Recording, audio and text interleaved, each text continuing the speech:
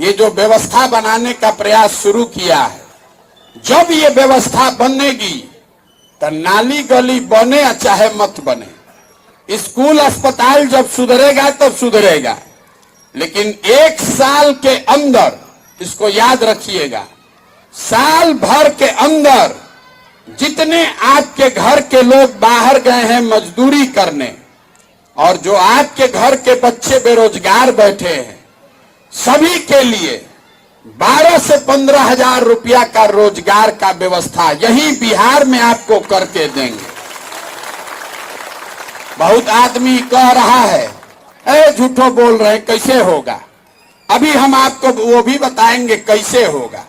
जरा आप लोग बताइए कि आपके गांव में हरियाणा पंजाब से कोई आकर मजदूरी कर रहा है?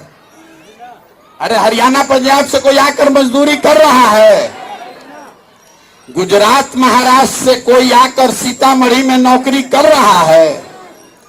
केरल कर्नाटक से आकर यहां कोई कुदाली चला रहा है? काहे नहीं चला रहा? वहां पर भी तो गरीब है, वहां पर भी लोग मजदूर हैं, वहां पर भी नेता चोरी कर रहा है, वहां पर भी इसी देश का कानून लागू है।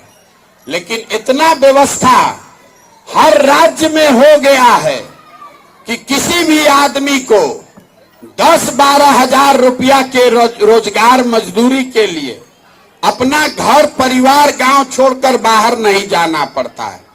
तो अगर ये व्यवस्था हरियाणा में है, पंजाब में है, गुजरात में, महाराष्ट्र में है, तो बिहार में भी होना चाहिए कि नहीं होना चाहिए? तो अब आप जरा बताइए सोच के, आपको 5 किलो अनाज चाहिए कि अपने बच्चों के लिए रोजगार चाहिए?